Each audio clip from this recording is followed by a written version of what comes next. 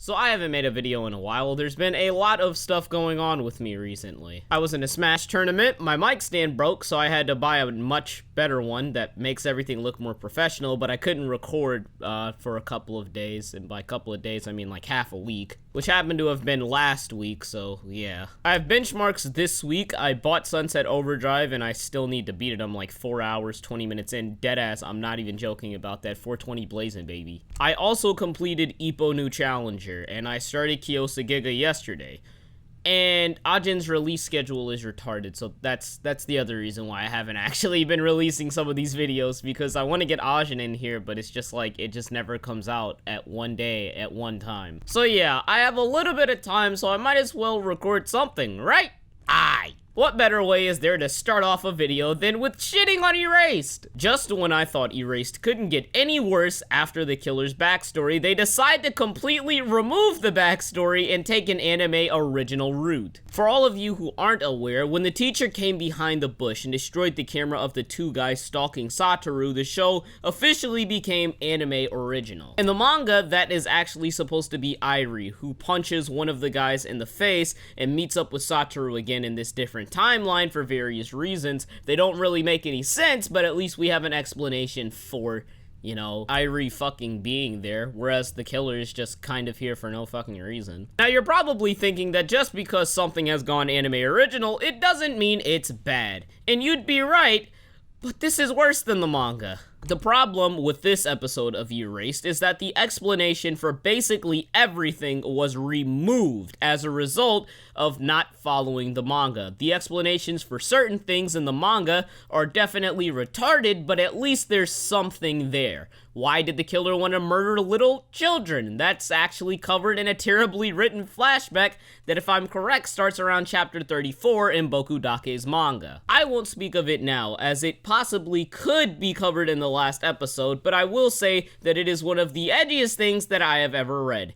You know what though? I'd take horribly written drama over absolutely nothing at all. The fucking hamster story is only a couple of panels long in the manga, and it's a whole damn minute in the show, and it makes no sense because there's no prior explanation for it. I might be giving off the wrong impression here, however, so let me clarify something. I am not calling this episode bad because of its failure to properly adapt the manga.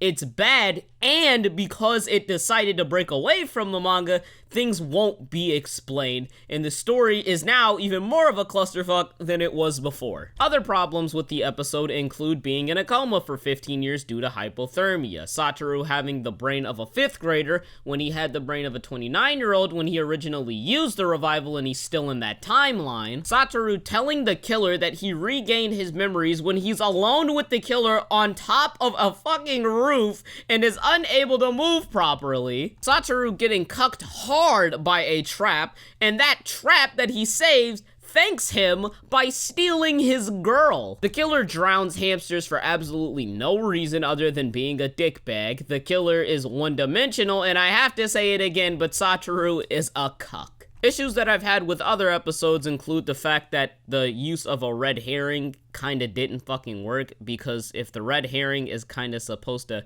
draw people away from who the actual, you know, killer would be, he can't be the fucking killer. That's not how using a red herring in writing works. Think about it this way, right? It's story time with the salt man, baby. Alright, let's go. It's about to get alright. So you're trying to solve the case of who stole the cookies from the cookie jar. And you've got a list of suspects, but you figured out that it can only be Pablo who stole the cookies from the cookie jar. Not only have you seen him do it, but you've ruled out all 5 of the other 6 suspects, right?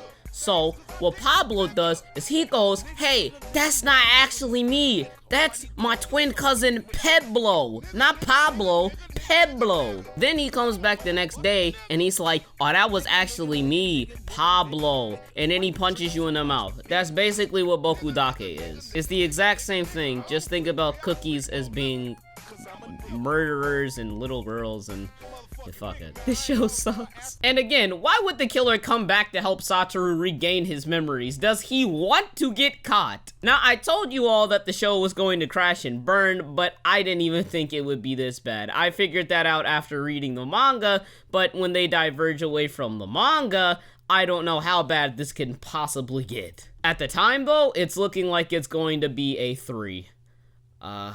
Yeah. My lord. On the other side of the spectrum, Shouwa has been lit. The character drama is actually progressing, and when it is doing so, it goes at a very steady pace, so nothing is ever confusing, lacking buildup, or long overdue. Miyokichi is a whore, and I'm happy that Konatsu realizes this, because it solidifies the fact that we still don't have a poorly written character yet, and nobody is stupid, unlike Pablo. Shouwa is a very pretty looking show. The use of the petals alongside the great framing a lot of the episode had made Shouwa a lot more enjoyable this week from both a critical and a laid back perspective. In a way, the visuals were very atmospheric, even though they were kind of mundane. It's reminiscent of Big Windup, if you've actually seen that show by A1 Pictures. Best sports anime, by the way. The chemistry between our two main characters is fantastic. It makes the show very enjoyable, and the fact that there has been build up makes every interaction feel a lot more genuine. Rakugo isn't one of those shows I can really dissect. The best I can really do is call it good, because it basically does everything right.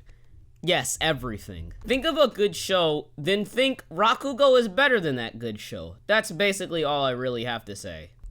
Also, the OST is godlike. There is one more show that I want to cover, and that's Ajin, but I can't really say much about it right now because episode 10 is not out yet. I'll talk about Ajin when it finishes, but as of now, it's definitely my favorite of the season. It's popcorn fun, but there's enough beyond the surface level so that even if you're not really into all of the fighting, you can find some issues on morality and revenge. It's a good show. It handles itself a lot better than Tokyo Ghoul, but not as mature as Parasite. But it aims for different things, so I wouldn't really compare it as much to Parasite as I would Tokyo Ghoul. It's lit! That's all I have to say for this week. Hopefully I'll be back in 2 weeks, maybe next week, since this is Benchmarks week and I'm on spring break afterwards.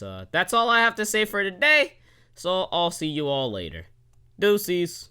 You know, I never really realized how hard making videos is after you take such a long break. It's been like 3 weeks and I can't speak correctly. Like, I'm awful at recording, so, you know, if you start pointing out like word flubs, I'm just gonna have to double fold your channel down. Yeah, I'm sorry. Bye-bye.